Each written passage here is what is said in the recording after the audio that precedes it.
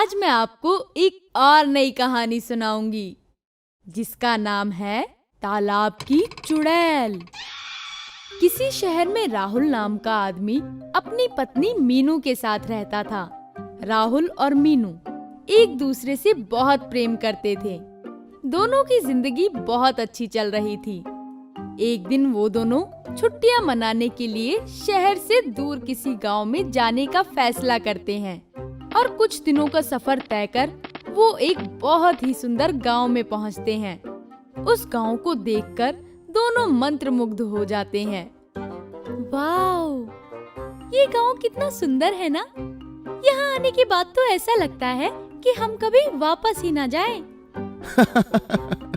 अच्छा है, तुम यहीं रह जाओ, मेरा खर्चा भी कम हो जाएगा। दोनों हंसते हुए गांव में आगे बढ़ते हैं और अपने गेस्ट हाउस के कमरे में पहुंचकर जल्दी अपना सामान वहां रखते हैं और फिर गांव में घूमने निकल जाते हैं। कुछ देर इधर उधर घूमने के बाद वो गांव के सरपंच के घर जाते हैं। नमस्कार सरपंच जी, आपका गांव बहुत सुंदर है। हर जगह सफाई और हरियाली है। क्या आप हमें बता सकते हैं कि यहाँ घूमने और देखने के लिए सबसे अच्छी जगह कौन सी है? अगर आपको प्रकृति से प्रेम है तो आपके लिए पूरा गांव ही देखने लायक है। कहीं से भी शुरुआत कर लीजिए। बस प्यास लगे तो तालाब के पास मत जाना, उस तालाब का पानी पीने लायक नहीं है। ये कहकर सरपंच वहाँ से चले जाते हैं।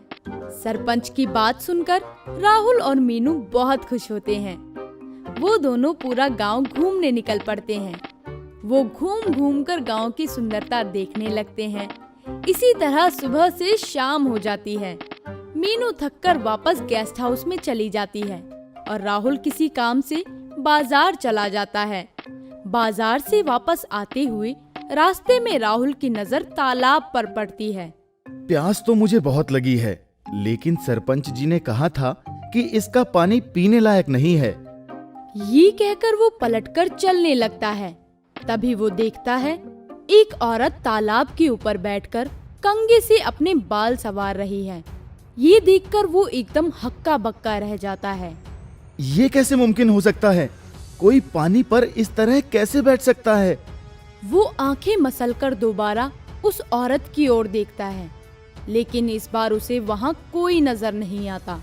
वो घूमकर देखता है तो उसे तालाब के किनारे पर उस औरत का कंघा दिखाई देता है, जिसे देखकर राहुल के मन में उसका राज जानने की जिज्ञासा जाग उठती है।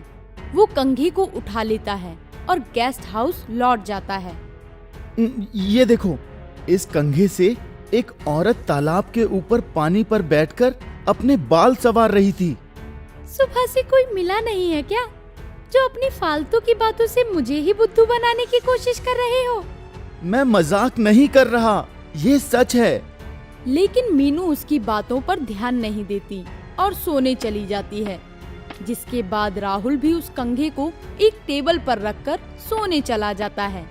आधी रात को राहुल को कमरे के दरवाजे पर आवाज सुनाई देती है। आवाज सुनकर राहुल घड़ी में समय देखता है और मन ही मन सोचता है, इतनी रात को हमारे कमरे में कौन आ सकता है? लगता है गेस्ट हाउस से कोई होगा। चलो देखता हूँ। ये कहकर जैसे ही राहुल दरवाजा खोलता है, उसे सामने से वही तालाब वाली औरत खड़ी दिखाई देती है। उसे देखकर राहुल बहुत डर जाता है। भूत! नहीं नहीं, ये तो चुड़ैल है, बचाओ!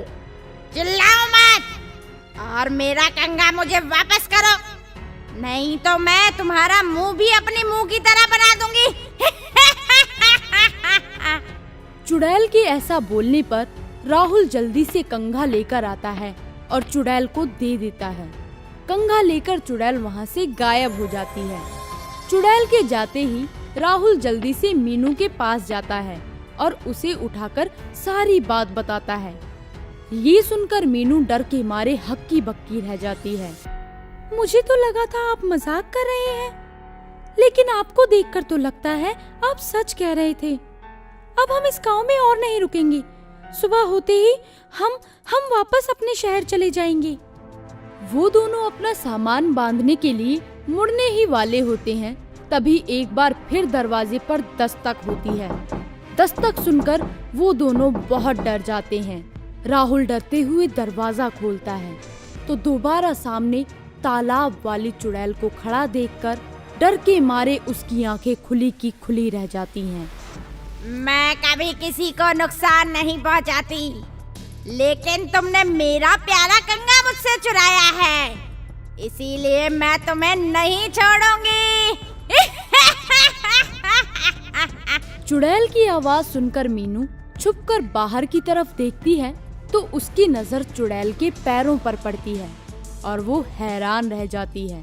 तभी उसे एक तरकीब सूझती है। वो जल्दी से बिस्तर पर बिछी सफेद चादर को साड़ी बनाकर पहन लेती है और अपने बाल खोलकर राहुल के पीछे आकर खड़ी हो जाती है। प्रिय राहुल! एक और चुड़ैल की आवाज सुनकर राहुल डर जाता है और पलट कर देखता है। वो मीनू को देखते ही पहचान जाता है, लेकिन इससे पहले वो कुछ समझ पाता, मीनू तालाब की चुड़ैल से बोलती है, आखिर तुम इस तालाब की चुड़ैल को यहाँ तक ले ही आए। अब मैं इसे मारकर उस नदी पर राज करूंगी। अपने सामने एक और चुड़ैल को खड़ा देख तालाब की चुड़ैल बहुत डर जाती है। वो अपने चेहरे से डरावना नकाब हटाती है और रोते हुए बोलती है, असली चुड़ैल बचाओ! ये सुनते ही राहुल समझ जाता है कि ये चुड़ैल भी उसकी पत्नी मीनू की तरह ही नकली है।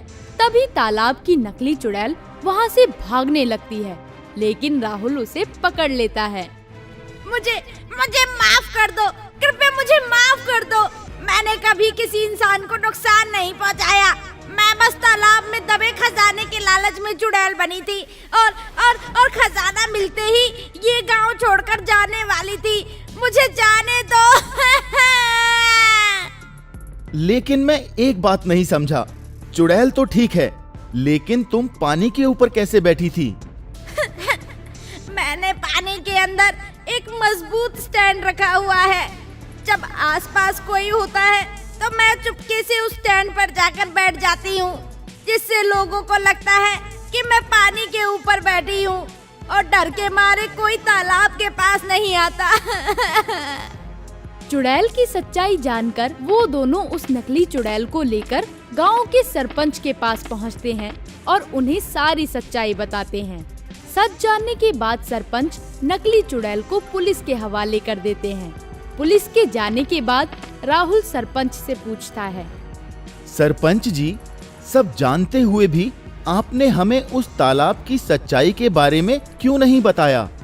मैं इस गांव का सरपंच हूँ और मैं नहीं चाहता था कि मेरे गांव का नाम खराब हो, इसलिए मैंने आपको पूरी सच्चाई नहीं बताई, बस उस तालाब के पास जाने से रोक दिया। लेकिन आप दोनों ने उस नकली चुड़ैल का पर्दाफाश किया, इसलिए आप दोनों का बहुत बहुत धन्यवाद। ये जानने के बाद राहुल और मीनू के मन में कोई सवाल नहीं बचता। चुड़ैल का पर्दाफाश करने पर गांव वाले उन्हें धन्यवाद करते हैं और वो दोनों खुशी खुशी शहर लौट जाते हैं। दोस्तों, अगर आपको ये वीडियो पसंद आया हो तो इसे लाइक करें, चैनल सब्सक्राइब करें और हमारे कार्टून शोज सबसे पहले देखने के लिए बेल आइकन दबाना ना भूलें।